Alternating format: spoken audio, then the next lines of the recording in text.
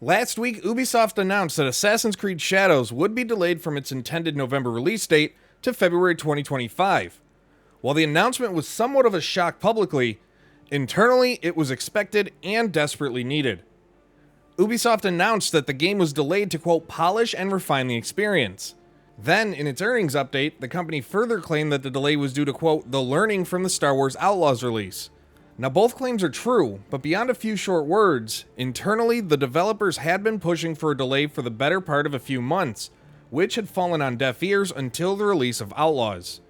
Ubisoft CEO Yves Guillemot pointed out in an internal memo that Star Wars Outlaws' initial sales, quote, proved softer than expected, with Guillemot pointing out that the critics rated the game a 76 out of 100 on Metacritic.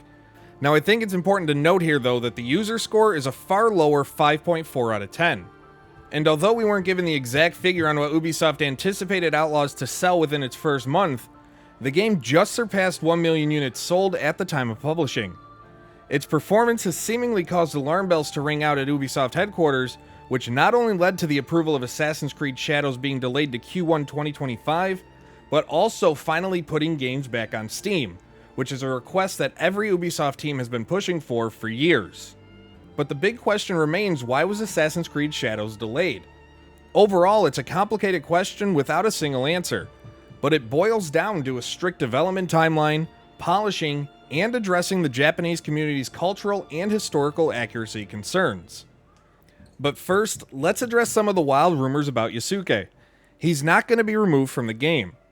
However, sources have said that the team has been actively addressing many of the historical and cultural concerns, which started before the game's reveal following external playtests, and were then accelerated further following the game's initial reveal and mass feedback. This includes changing some of Yusuke's story and how he's portrayed in the game, as well as fixing architectural details and ensuring that the game is historically grounded while fitting into the Assassin's Creed universe. Fundamentally, though, these are issues that should have been caught internally before the game's reveal, especially given Ubisoft's strict asset approval process.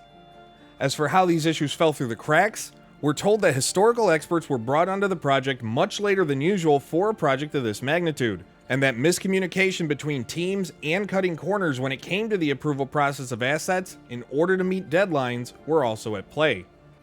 As for the game's polish and issue with bugs, it's pretty self-explanatory.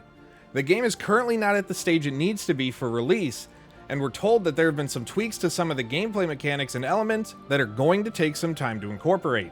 While some of these issues were highlighted in recent playtests and mock reviews, these are end-of-development issues that are just going to take a little longer. Of course, these aren't new issues for the team.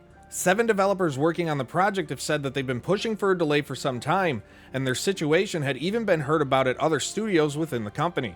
Ultimately, though, the delay comes down to the strict development timeline and the need to address issues caused by that set timeline. As far as why Ubisoft headquarters continues to ignore the developers on almost every level, the company's executive committee and board of directors will decide in their review, although 80% of 40 Ubisoft developers asked think that this ends in no change or layoffs at all. For now, though, Ubisoft will release Assassin's Creed Shadows on February 14th, 2025, and while the game isn't matching Valhalla in pre-order numbers, which launched on Steam and last-gen consoles, the numbers are solid overall and should only rise further given the return of the games to Steam when they launch in February. For more exclusive news, interviews, reviews, and more, subscribe to Insider Gaming here on YouTube and visit our website at insider-gaming.com.